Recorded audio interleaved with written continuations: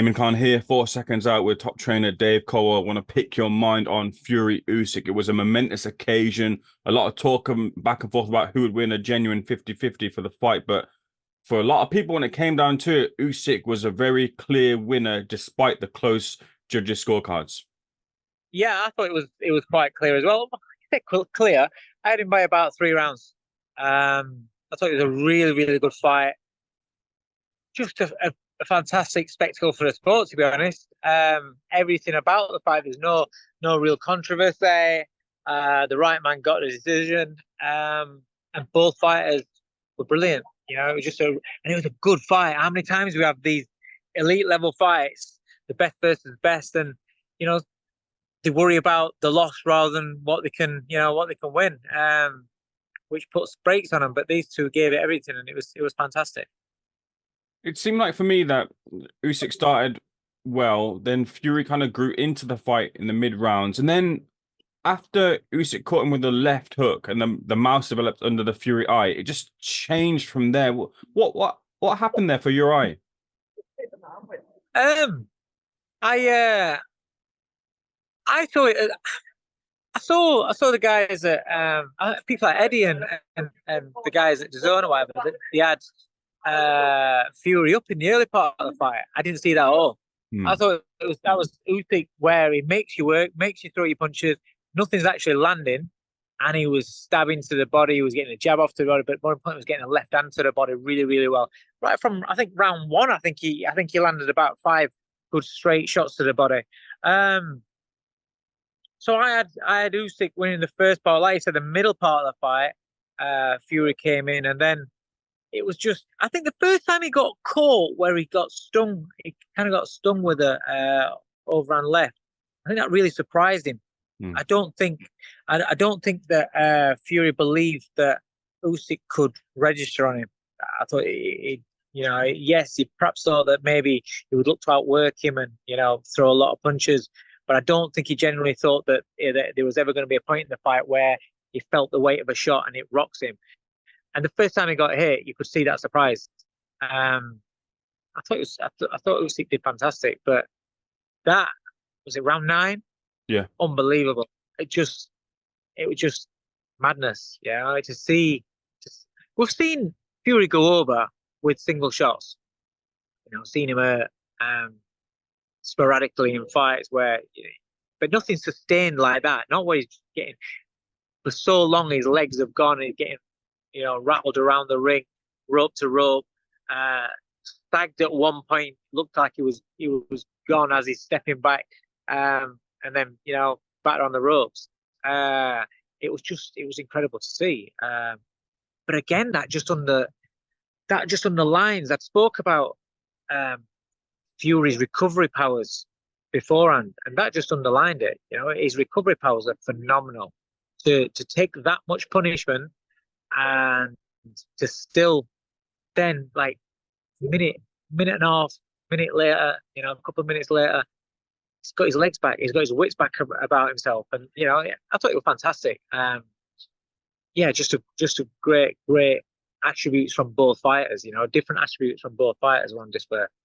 I don't get how Fury has been this fighter who's been so resilient. He's been able to get up from numerous shots from Wilder, from numerous other fighters who've put him down. He's never truly looked that hurt in the ring. Yet Usyk, who he dwarfed by some 30, 40 pounds, whatever it was, had him so hurt. Was it the body shot that took it out of you? Was it the surprise? But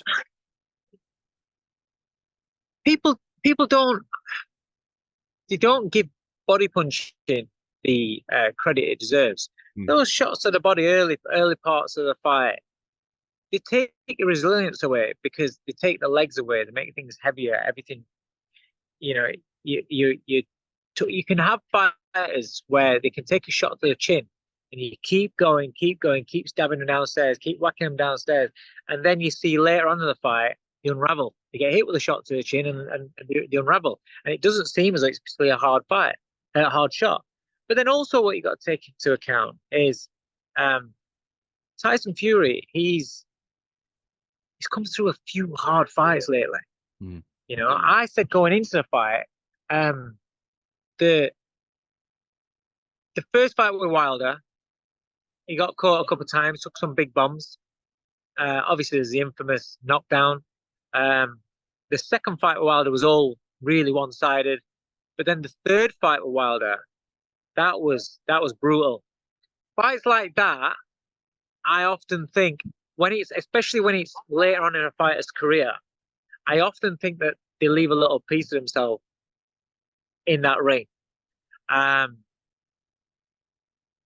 So it goes into the Ngannou fight, and again, he took some big shots with Ngannou. So maybe it's not about. I'm not saying he's shot, but that punch resistance can start to deteriorate, especially when you're talking about a guy that you get into your mid-30s or things. And also you've got to say, he's not. There's periods in his life where he's not looked after his body. He's not, up and down in weight. Things like that deteriorate you as well. And I'm not saying all this to take away from Usyk, but these are factors that you can't ignore. These are factors. We spoke about them beforehand, and so you can't say, "Oh, well, that's nothing to do with it after." Coupled with the fact that Usyk does punch harder than what you think. Everybody that's fought him, after they fought him, they're like, he hits harder than what you think. You don't, he's not known as a puncher because that's not something that he bases his style on. But go even to the cruiserweight days, go into some of his fights where he goes in to do a job on somebody. And a lot when he's smart, when he's in with dangerous opponents, it's steady breakdown. But early on in his career, he'd go in there and smash people up. Whether the people that aren't at that level, still, if you're getting rid of people, you can punch a little bit. He hits heavier than what you think. Because if he didn't, then these giant heavyweights that he's fighting would just walk straight to him. I was also very surprised that Sugar Hill's MO is that you go forward and go shoot for that knockout. Sugar was calling for the check hook all night, looking to set that up, but Fury ended up being on the back foot all night. Yeah, I understand Fury being on the back foot all night because he's tricky himself. But what you've got to also understand is that Usyk's front foot pressure is that side of his game is second to none. He can put you under pressure. It doesn't matter if you're a bigger man, if you're a puncher or whatever. If he wants to put you on your back foot, if he wants to hold that center of the ring, because of how he boxes and his intelligence and his positioning and the little triggers and the little feints, and the fact that he's making him miss. When you're missing, it puts doubts in your head. You start worrying about throwing or walking onto shots because it feels like he's in range and he just drops out, just drops to the side, and you're just missing him by that. His shots are missing, and he takes your work rate really, takes it down. And then if the doubts start coming in your head, you start giving up ground. And with his foot positioning, he starts taking advantage of that, creeping forward. He's got great feet, and ultimately, you don't have to be the biggest puncher to be able to dictate the turf in the ring. How does a rematch go, and what does Fury have to change to beat Usyk in the rematch?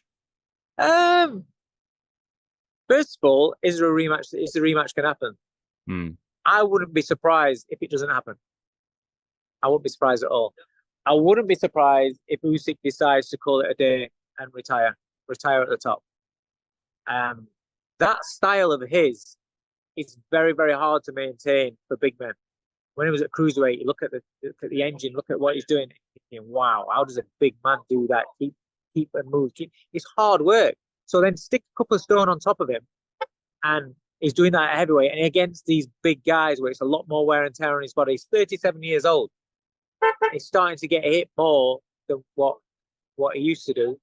He's always been hit. He's always been caught, but you just think with these bigger men, there's more damage being put on him, and I don't think he's governed by money. I think he's governed by his legacy of what he wanted to achieve in the sport. Two weight division, 2-time undisputed champion, and he's achieved that.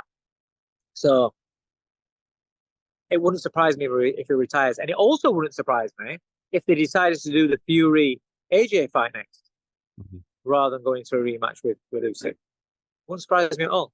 Let me rephrase the question slightly. If Usyk was to continue, can you see any other heavyweight beating him? It's heavyweight boxing. It takes one shot, really. Does a full-blooded Anthony Joshua right hand that connects on Usyk, and Anthony Joshua who if he has Usyk all over the place with a single shot, and then he steps up and follows up with a combination, can he be? Yeah, of course he can. But then Usyk could be too smart for him and just have his number every single time he fights him. Fury against Usyk, the rematch, it's intriguing because I would imagine Fury would try even more to go on the front foot. But everyone was talking about it. I mean, I was talking with Johnny about this as well. The second Wilder fight I watched a couple of days before the fight, and because I thought, okay, let's see if Fury comes out like that, I want to have a look at it and see how he was, refresh my memory. And I'm watching, I'm thinking, you can't compare Wilder with Usyk. You can't compare the movements of Wilder as Fury's looking to put him on the back foot compared to what Usyk's going to do. And like I said, Usyk has had a career of people trying to put it on him, trying to bully him, going back to Marcus Huck, Gassiev days, people like that. They've all tried to do it. AJ tried to do it. But he's accustomed to that. So it's still a great fight because they're two well evenly matched fighters. So it's always going to be a good fight between those two, and that's why you can't say see you later, mate. See you later, and that's why you can't write Fury off in a rematch. So it is still a good fight, but also in that fight, Fury's took more damage in the fight, which again deteriorates you even more.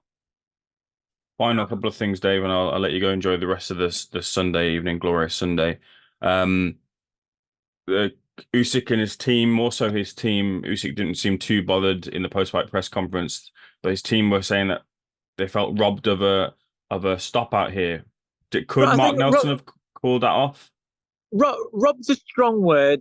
If he'd have stopped the fight, there would have been no complaints.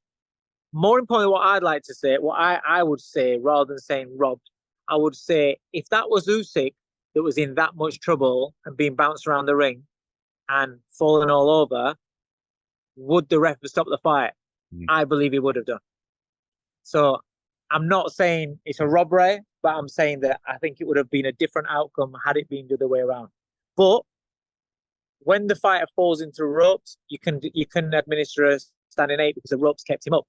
But it's the accumulation, it's the length of time that he was in trouble, and it was how badly he was gone. Would Usyk have been stopped? 100%. Did you see the post-fight press conference with Usyk? I did, yeah. I listened to it, yeah. Okay, good. Last question is here. I think Wally Downs Jr. asked Usyk before fights previously, he said his father, who's now passed, used to come to him, and speak to him before fights. Wally asked him if he'd came before, and Usyk revealed a story where he'd was holding back tears and said he's told his father not to come again and stay where he is, I guess. I just wondered if you feel that Usyk has kind of been on this heavyweight mission, and this heavyweight mission to get to undisputed has kind of helped him deal with the loss of his father, just watching that. Possibly so. I mean, that's a difficult question to answer because different people deal with different, with grief in different ways. I could certainly imagine that. That perhaps is a journey that he felt that he started with his dad, talking behind closed doors about one day they're going to do this, one day, and maybe that this was where the chapter kind of like closed. Maybe, I don't know, I'm second guessing because I don't know the backstory, I don't know the relationship and what they spoke about, so it's a little bit difficult question to answer.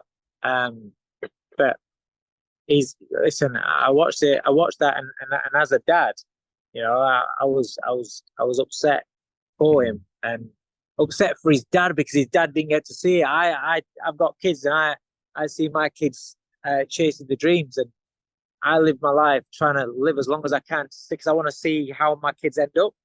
what they want, how successful they become, how happy they become. That's what I want to be around for. So whenever I hear somebody, not just Usyk, whenever I hear anybody that's had that relationship with the parents and the parent didn't get to see how it turned out, that kind of chokes me up.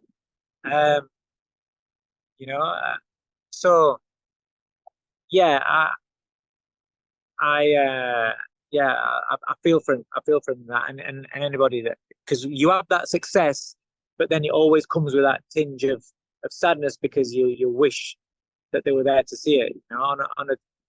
Yeah, I can identify with that definitely. It's a powerful moment. It was a great fight, worthy of the Yeah, undisputed crown. Dave, I knew it'd be a good conversation speaking to you. Thanks for speaking to Seconds Out. Enjoy the cheers, rest of man. your Sunday. Nice one, mate. Thank you.